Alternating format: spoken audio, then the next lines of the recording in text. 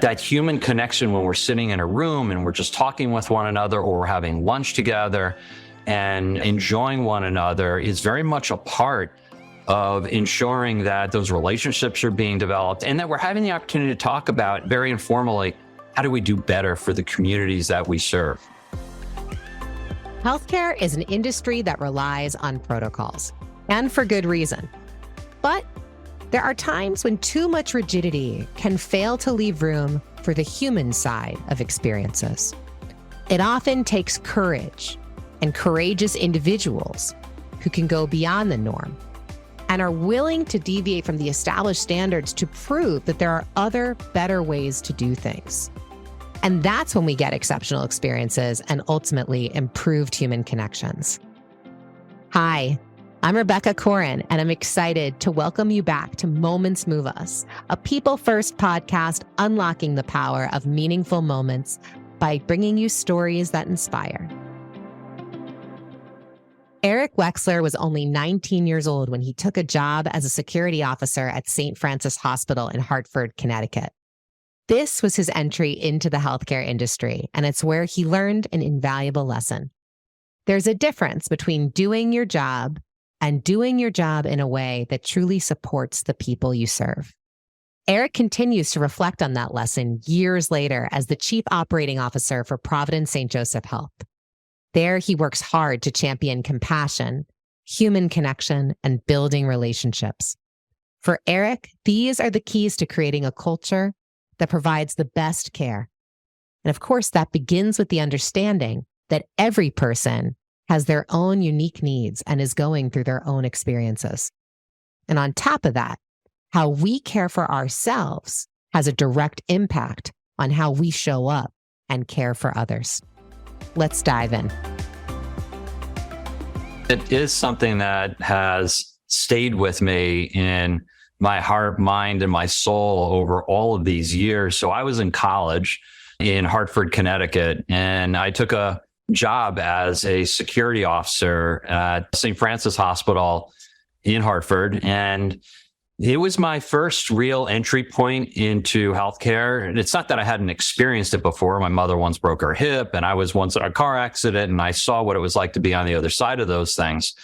But being at the front line of healthcare in a way where you're greeting people who are super scared and sometimes their life is at risk, at the front door of an emergency department really impacted me on how important it is to be in healthcare. And whether it was serving in the lobby of the hospital or mostly in the emergency department or on the premises of St. Francis Hospital, I always felt it was a great honor to be a security officer. And that was my entry point. I had many other years between that and eventually becoming the director of philanthropy for a hospital in Waterbury. But that was my entry point.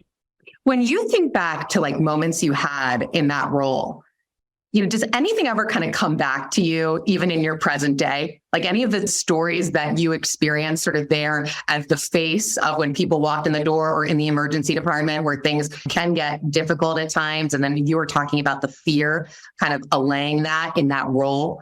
Do any pieces of that come up? Something immediately shot into my mind, and it's actually a moment I'm not proud of. I'm going to just reveal to you. So I was in the lobby of St. Francis Hospital, and, it was a fairly secure facility. And those days you had to get a hall pass, right?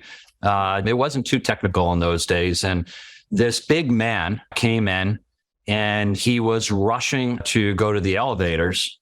And as, I'm supposed to do, I stopped him and said, you need to stop at the front desk and show them your ID and get a hall pass.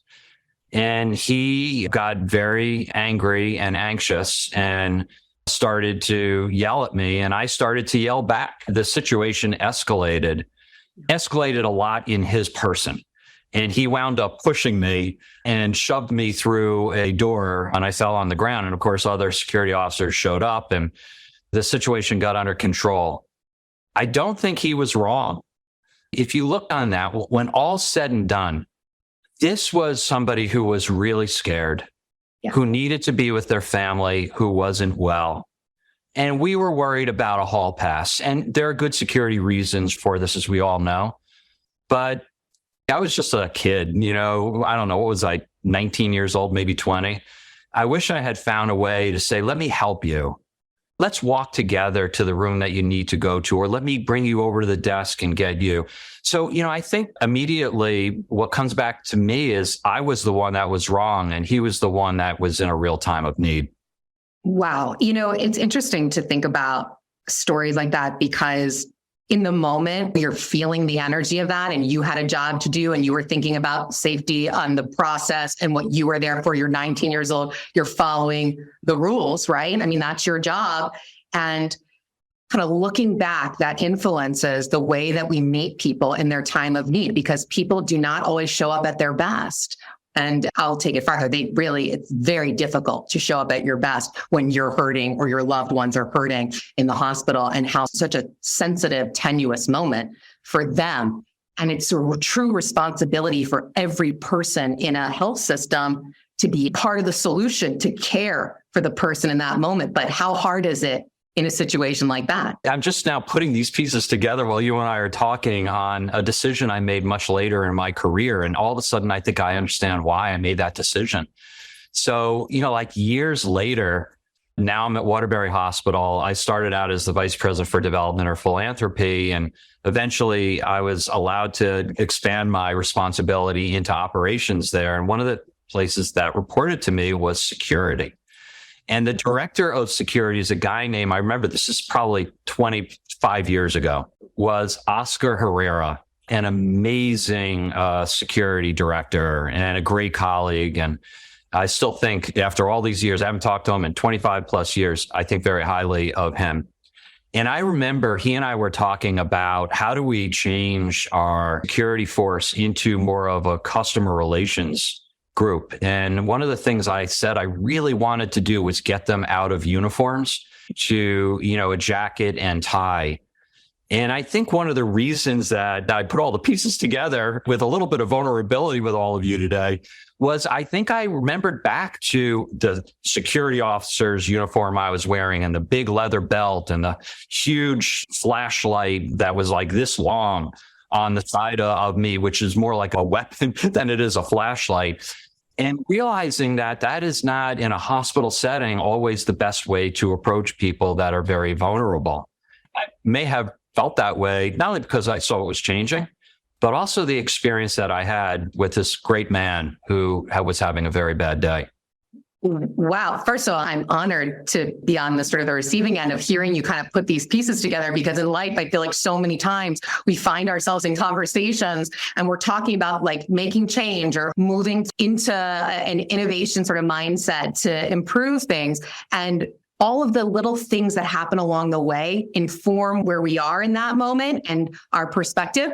But it's sometimes hard to recall the specific moments that led up to that. And I feel like this was a real gift. Thank you for sharing it. And you know what, Erik, the other thing is the vulnerability piece that you just mentioned.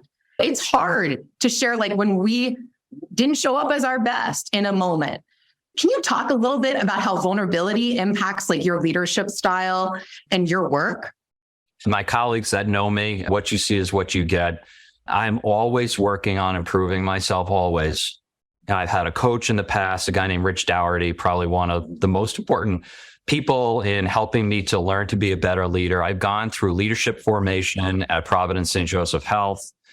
And in all this, one of the things that I have come to feel comfortable with is I will always try to improve myself, but I am who I am. And my mind, body, and spirit is what drives me to make good decisions and support people around me. And sometimes vulnerability is shedding a tear.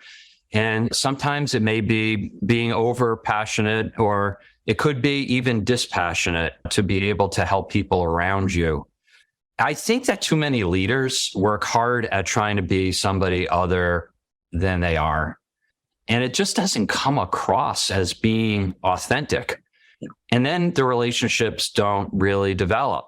And so when we talk about vulnerability and leadership, it should be part of the toolbox that's connected to our mind, body, and spirit, not to some fake way of trying to engage with people that they won't believe. I couldn't agree with you more. Were you always like that as a leader? Like, do you remember back to kind of your first leadership roles? Was that something that you felt like you still embodied? Because I'll just be transparent about myself. I tried to fit a mold for a long time and would wear certain clothes, wear my hair a certain way. I mean, it's straight today, but my hair is naturally very curly. Like, I wanted to look a certain way. I thought I had to talk a certain way, that I couldn't make, be silly. I'm part of me is like very silly. Like, I couldn't make jokes. It was hard for me, but I thought I was fitting into like leadership. And over the years, I realized I just can't keep doing this. Like, this is not who I am. And I feel fake and I don't want to do this anymore. And then I feel like more and more people have really embraced authentic leadership. And it's opened the door and paved the way for people like me to be able to wear my hair curly, make the jokes, be silly, shed a tear if I feel really passionate. And that's been huge for me. What about you? Has this always been just like, Erik, what you see is what you get?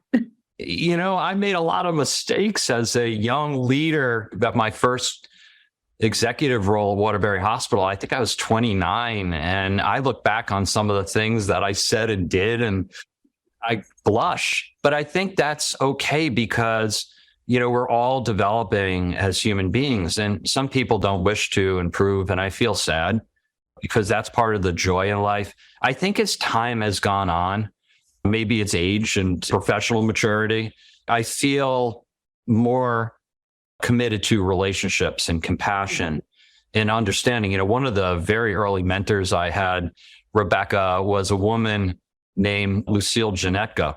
She actually worked with me at Waterbury Hospital. She was the chief operating officer. She's the one that gave up responsibility when she didn't have to and gave it to me to allow myself to advance. She gave me the facilities responsibility. Security was another one. And the CEO there was great about, Lucille doing that. But she became the CEO of a hospital called Mid-State Medical Center, part of the Hartford healthcare system. And she brought me over there as the chief operating officer to give me a chance. That was probably one of the biggest changes in my whole career. But part of the experience for me was not just going to be the leader there. One of the areas that I learned the most about from her was compassion. And, how as a nurse, she had been a nurse and she was an incredible strategist. But she taught me about how we compassionately work with our executive teams. And I'm going to give you another icon for me is my boss now, Dr. Rod Hochman, who's the chief executive officer of Providence St. Joseph Health. There's nobody I've ever met in my entire career that does more to inspire his colleagues. And as I watch him, I constantly am learning from him. And I've adjusted, even at this point in my career, as the COO for Providence, I'm still working to adjust how I do things. And in watching Rod and thinking back to Lucille, these are very important mentors. They help form us. Oh, wow. Absolutely. I think, first of all, I thank you so much, Erik. That coming from you, that means so much to me. When you talk about compassion and your mentors, and then I think about the work that you're doing at Providence and with Rod, and you guys have talked very openly about sort of your focus on human connection. And I know that compassion is definitely an underlying sort of value of this. This truly is such a challenging time in healthcare. It is a very tough time. Can you talk about what that means to you and Rod and how you see that really permeating across Providence? I know it already is there, but how are you going to kind of continue your journey to providing outstanding care with compassion that you've been doing in these difficult times? There are a couple of things coming out of COVID that I think we realized. One is we all got a lot more time with family, and some of that was incredibly good. And a little bit of it made it hard for us. But the good was probably the most special part of it. The other thing that came out of COVID that if we look back now, Zoom and Teams and other virtual settings that we were playing with 3 or 4 years ago were not as prolific as they are today. They are very much part of our society. Yeah. Here we are today, you and I, and hopefully a whole bunch of others listening in, and we're doing it over a screen versus doing it in a conference center or an auditorium. This is good from an efficiency perspective because it's allowed us to avoid getting on a plane and flying someplace for an hour or two. increasing our carbon footprint. It's better for the environment, for a whole host of things. But it's not good for human connection. Because a lot of what we're doing today, if you observe what you and I are doing, it's start, stop. I stop, you speak. If you and I were together and we were sitting here in my office or in yours, there'd be a lot of interaction that's happening at the same exact time, which creates a certain connectivity to one another that is largely warm. Sometimes it can be not warm. We've seen anger before produce a lot of interaction at the same time, but it's who we are as humans. What Rod and I and others here at Providence St. Joseph are working on is getting out from behind our screens. That human connection when we're sitting in a room and we're just talking with one another, or we're having lunch together and enjoying one another, is very much a part of ensuring that those relationships are being developed and that we're having the opportunity to talk about very informally, how do we do better for the communities that we serve? It can't just be Rod and I and our executive team running around from community to community that we serve. It's all of our leaders. I'm not a big believer in having a directive on this, and we're seeing companies do that now, maybe for good reason. I'm a believer in having a philosophy. Our leaders are entrusted, very, very talented executives. So what we're thinking about is, what's our philosophy? How many hours a week should you be out there creating that human connection with our caregivers and also out in our communities with the people that we serve? Definitely. I think about there's a difference between communication and connection. And sometimes I think we get those kind of muddied, where it's like, oh, well, we communicated, or I asked the question, but there wasn't the connection piece. And I feel like what you're getting at is it's so difficult to form the connection through a screen. Just like you said, it's hard. I mean, it can be done, but it's definitely hard. But when you think about when you ask the question that you want to ask, so let's say like when you are on the floor, when you are rounding, when you are going to all the different geographies that you all serve, and you want to know what we can do better, it's really important that there's some buildup to that, where it's like you can get to know people and there's that human to human meeting. So there's that trust there, because when they answer the question, what they thought in the beginning of maybe answering that question a certain way might end up changing a little, because they might kind of put their guard down and think, it might be okay for me to share this now with Erik, because I now realize he embodies these values that we talk about. And I feel comfortable sharing that. I thank you for saying that. And I do believe that is the majority of what we have to work at as we continue to readjust ourselves from being locked down.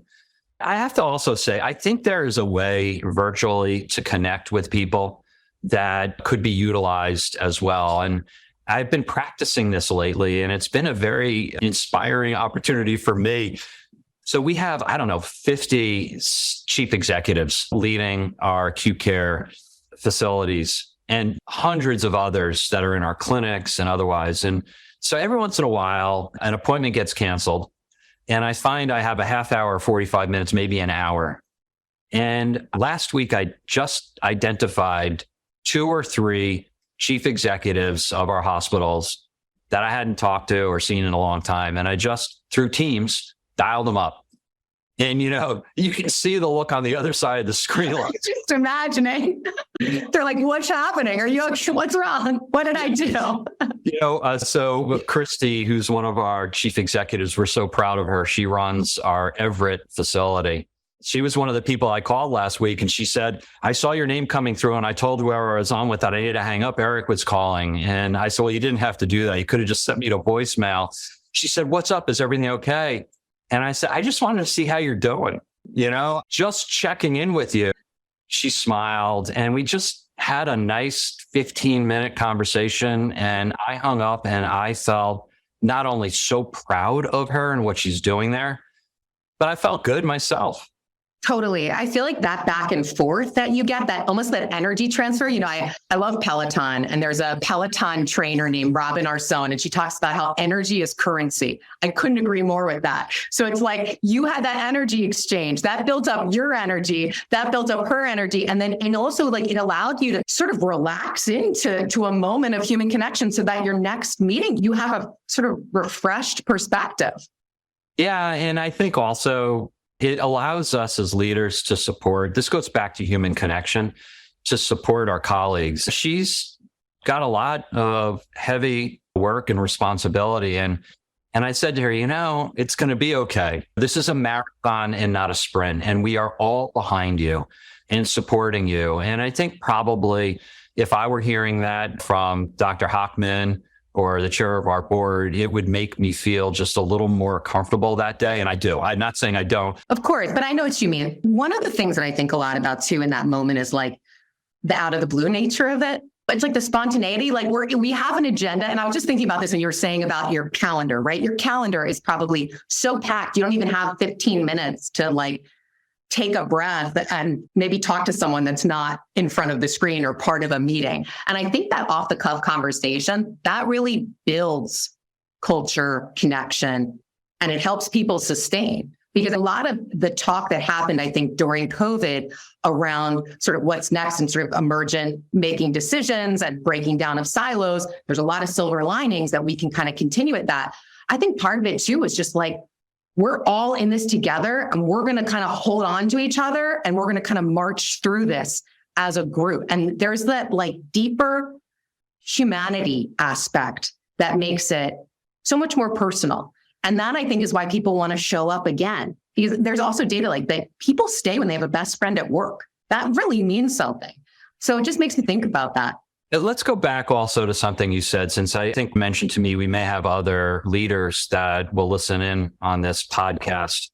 You're right. Your schedule, my schedule, and their schedule, those who are listening in, it's hellacious, and sometimes meetings are backed up one after the other. And I do think, though, that it's worth taking a step back, all of us. And when we think about human connection and who we are, our own renewal and recovery is extremely critical to how we create human connection. Because if we pound through a day from 7 a.m. until 7 p.m. or later, and we don't have any breaks, we're not going to be there for the most important thing in our lives. That's our family. We're just not going to be able to be fully present for them. That's bad. I'm just going to speak for myself. I do find time for myself. I'm up at 5:30 every morning, working out. And when I go to the fitness center, even though I begrudge it, I walk there. I think to myself, this is my hour for myself. And I always come out of there feeling better. And then at lunchtime, I take a break. I take a walk. And when I go home and I'm sitting and having dinner with Stephanie, my cell phone is nowhere to be found, which she once taught me by seeing me answering a text and saying very compassionately and lovingly, "I'll wait until you're done." I was like, oh my God, what a dunce. And, she said it. I feel like the way she framed it was perfect. Beautifully, thoughtfully, kind. And I realized that wasn't good. And so I think as leaders, we've got to find that space. I couldn't agree more. And I also feel like there's no way that we can make good decisions when our tanks are empty. It's just not possible. And I think a lot about nurses, especially because I worry about nursing, where they're caregivers in their work, they're caregivers at home. They have a lot of responsibilities every single day that last basically 24 hours a day. So how do they recharge? How do we all recharge? I mean, this affects everyone. And I know that well-being is a major priority for you. I know you've been talking about this too publicly, but I think to hear you say it, how you do it, other people now at Providence, and frankly, all of our listeners and beyond at all the health systems that they're a part of, they will be able to say to themselves, well, if Erik is doing this, I can do this too. And that's when we give permission for people, I think, to take the time that they need to be their best selves when they show up. Well, thanks for trying to give me the credit for that. But here's what it's really all about is us saying to ourselves that forget about Erik. It's taking personal responsibility to put parameters around your own life and commitment in a way that is good for you and your family and your own health. And again, I don't know how you get human connection if you are not feeling inspired yourself. And you're right, nurses, doctors, environmental service aides, techs, revenue cycle people, just any job right now, The demand in the labor crisis that we have is creating difficulty in ways that we've never seen in our past. I had a leader say to me, "I'm sorry, Erik." She came up to me. She said, "I'm sorry. I'm just not going to be able to find time for myself. And I think your expectation is unfair because what will I do for my colleagues when they need me?" And I heard her. I felt sad about that because I said to her, there's got to be a balance somewhere. And so you may have to sign out to somebody. Maybe you pass off the baton and that person passes off the baton to you. I'm a big Sixers fan, Erik. And I don't think you know that about me yet. But I'll never forget, there was an absolutely crazy week and I had a game. I was supposed to go to the game and it was a 7:00 game and I'm like working and it's 6:00. It takes me 40 minutes to get to the stadium. I'm just like, you know what? I have to go to this game. I have to. And you know what? Being there for 2.5 hours and screaming and standing up and rooting and being in the community, I felt like a new person when I left that arena. I really did. And we didn't win, to be honest, but it was still a great game. I still was so happy that I went there and it really recharged me. And I felt like I was glad that I almost gave myself that gift. You know what I'm saying? And it really, I think it worked. I agree with Stephanie. I love that. That's great. I do want to shift gears. You brought up Stephanie and have had so many meaningful conversations with leaders in healthcare. And I think that one of the things that always strikes me is just the personal nature of our work and how we find ourselves on the other side of the conversation at times. And whether it's ourselves or our loved one or our neighbor, our community member, how everybody is a part of healthcare. When I say community, I mean everyone. And so would you share a little bit about your experience and how sort of your personal journey has impacted you as a leader? So I was back in Baltimore. I was the CEO of a place called Northwest Hospital, part of LifeBridge Health. And we weren't there that long. And really, Steph hadn't been feeling well. And anyway, she went in for some tests and found out that she had stage 4 lymphoma. We were kind of kids. We were pretty young. I was 40. She's 6 years younger than me. And so this is kind of a big shock. Here's the thing about what we went through. We learned a lot. And I think obviously when you go through that, she's doing great, doing well. But you do learn a lot about each other. And boy, it brought us even closer than we had ever been. We have the most beautiful marriage ever. But here's the thing that I learned. And I think this goes back to, who we are, all of us, no matter who you are in healthcare, maybe whatever business you're in, your family and you have a chance to experience that. And in healthcare, you kind of don't want to experience it unless you're having a baby or something. Well, Stephanie and I found ourselves on the other side of that. Here's what was ironic. So she got her chemotherapy from my hospital, and I sat right next to her, held her hand, and kind of endured through everything that she endured through, although she was, suffering obviously much, much more than I was. And it was only like a month or two before that me and the executive team, we were at a retreat and we were talking about capital deployment. And one of the things that came up was Ida Samet. She was one of our clinical leaders. But, Ida, knowing that I'm a fitness freak, she wanted to go on a run with me early in the morning before we started the retreat. We were out at this facility. And she's probably 20 years older than me. And of course, I was like 41 or something. And we went off on this run. And for the entire time, she said, we need to renovate and invest capital in the infusion center. Our cancer patients are coming in there. They're cohorted with wound care patients. It's not the right way to be delivering care for both of those patients and their families. She really made a hard play at it. And I thought, this makes sense. Our CFO was not as enthusiastic because he was thinking about maybe the numbers. But when all was said and done, we made the call to move forward and do the right thing. Now, who would know, like a month or two later, Stephanie and I were sitting in this setting realizing, oh my God, the decision that this executive team made 3 weeks ago is so important to us now. We only wish that we were going to be in a different setting than we were in. But I will say, Stephanie got the most incredible care, whether it was from the food service person delivering her delicious lunch and just customized for her, or it was the researchers that were working with her, of course. I mean, the team was incredible. But here's what I learned, that when I'm sitting here making decisions with a group of people, what we're going to do could be for my most beloved loved one. And so that's the kind of thing you want to keep in your heart and mind as you're doing this work. It's an amazingly powerful story, because I think that when we sit and make decisions that affect other people's lives, and I especially think about your situation with Stephanie, it's kind of like every decision we make, we need to think about, what if it was my most beloved family member that was experiencing this? Would I want them to experience this? Because if we can approach all of the questions that we face with that attitude, every person is going to be treated the best that they can be. And that is the goal, of course. The Dalai Lama said you should treat everyone like they were your mother.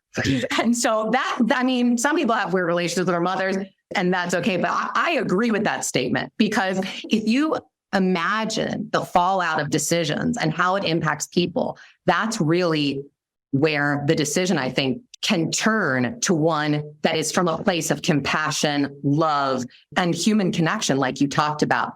And of course, there's other things at play that go into that decision. But it's a gift you don't want to have all the time. You don't want to always be on the other side, but it's also just that perspective you got. And I think that probably others are listening in and saying, well, wait a minute, during these very, very difficult times in healthcare, when we are having to consolidate programs or close programs, how can you connect the dots on that when you're saying you need to be there for your most beloved loved one? And here's what I would say. I want to be there with my very best way of treating and impacting that patient and their family. That doesn't mean that we have to be all things to all people, because, God forbid Stephanie or I or any of us got sick. I want for that person to get the best of care wherever that is delivered. And it's not always going to be within my own healthcare system. I also think about how that impacts how we show up, like from a person to person perspective. Like I think about joy in the workplace, and especially for our frontline healthcare workers, like when they show up and they connect with one person at the bedside, how that's not just living in that one interaction. The ripple effect that interaction has between that nurse, that patient, then that patient's family, that patient and everyone else that they're going to meet, which they're going to meet so many people within their healthcare experience, that nurse with her team members, her family, the community. It gives you so much more respect for the moments we share together and how important they are. Yes. And that goes back to human connection. And I see it as a movement of sorts. And to be able to create joy in the workplace or even outside of the workplace, but let's just focus on the workplace. It means that we've got to be able to have that eye-to-eye contact, to smile at one another. And I try, whenever I start a meeting on Teams, to start with, hey, how was your weekend? Just kind of warm up the discussion a little bit so that it isn't really just this feeling of 2D and marching right into it when we can't be in the same room together, and try to get some joy, even virtually, when we do that. But I think so much joy was tamped down during the pandemic. Family members were getting sick. Some passed away. Others who needed care didn't get care. We were all working really hard. People were scared. Some weren't getting paid. Society, I think there was a lot about our society that became more apparent that I will speak for myself, but many of us are very disappointed about. The discrimination, the lack of embracing different cultures. What's happened? Martin Luther King was probably, I would say, one of the most beautiful people that ever set foot on this earth. And here we are almost 60 years later, and not much has changed. And so I think that has gone into people's frustration and disappointment and has created fear out there. And we've got to all take action. Enough of hope. Like, I believe in hope. I love hope. hope alone will not get us to change our society. And then we will not have joy. Yes, a million times, yes. And I feel like acknowledging when things are bad in the community, when there's a murder, when the culture of the American people, when there's something that is not right and it happens, when we go into work, we can't pretend nothing happened. We have to acknowledge that. We have to open the door to have those conversations, because exactly what you said, if I just hope everything's going to be okay, literally it will be the exact same thing that forever. So that, I think, is a wonderful call to action, Erik. And it connects with what you're talking about generally with compassion and human connection, and how that really needs to be the priority for us. And if we don't acknowledge what's going on in the milieu, it's like we're not going to have the ability to have those compassionate, trusting, authentic conversations to actually problem solve and make things better. So, Erik, we've talked about so many things today. Was there anything else that you wanted to share on Moments Move Us? Well, I think you mentioned culture, and I love that you talked about culture, because I think culture, as I was alluding to in a couple comments I made, culture is part of our diversity. And, I like to think of diversity as cultures to learn from. And I think that as organizations work on culture, some will say, well, we're going to have cultural change and it's going to take years to have that change. Well, that may be true. I think part of culture is respecting the culture that exists. Bad culture you want to change. But we believe in our organization that we should not homogenize the culture around us. And that facilities and caregivers in Texas and New Mexico, or in Eureka, California, or in Alaska, here in the Puget Sound, in Montana, and in all these places, there's a beautiful culture that we should embrace and respect, while we also try to bring forth our core values in our organization and who we are. And I think if we do that, people don't feel like they're being forced and try to make everything equal, homogenized in a way that doesn't allow us to be a little bit different as human beings, we probably will have more embracing of diversity, equity, and inclusion. We'll certainly get progress on health equity, which has been a major area of discrimination in our country. While I have this moment with you and your listeners, I really want to encourage us to love culture and to enhance culture and not try to homogenize culture. I'm so happy you brought this up, because I think organizations are really trying to figure out how they can improve retention and recruitment in their organizations. It is absolutely the top priority across health systems in America today, right? We have this major challenge. We have to figure out how to do it. One of the most crucial elements is, what is my culture today? And is this what I want it to be? Because culture sets the direction and people are the fuel. Engaged employees are the fuel to actually make that happen. That's a Brene Brown quote. I didn't come up with that. And I feel strongly about what you're saying, because when you think about the culture is informed by the values, which are so important, and people walking the walk. But when you get down to like even the unit level, the more micro levels, there are unique cultures across our organizations. It's about how do we have this collective community where people can be their authentic self, show up uniquely, and be a part of this, belong here. That's the culture. The culture is we encourage you to be yourself. And that when you come here, you fit in, you're a part of this. Whether you agree with what's being talked about in that moment or not, you share your opinion. Why not? And we respect that and value it and love it. Just like you said, loving culture, not homogenized. I absolutely love that. Culture should not be homogenized. Couldn't agree more. I think that you described that beautifully. And I think also, Rebecca, I think part of the reason why around the world there's discrimination and war and is related a lot to insecurity and people's, let's face it, own internal fears. And the more you fight against those and you look for love and embracing, the more that just disappears.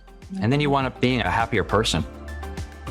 It takes courage to deviate from established standards and prove that there are, in fact, better ways of doing things.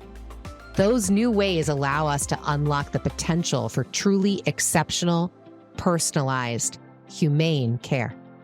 I'm Rebecca Corin. Thanks for listening to Moments Move Us. Remember, when you put people first, your actions can move others in unexpected ways. Be sure to follow wherever you get your audio.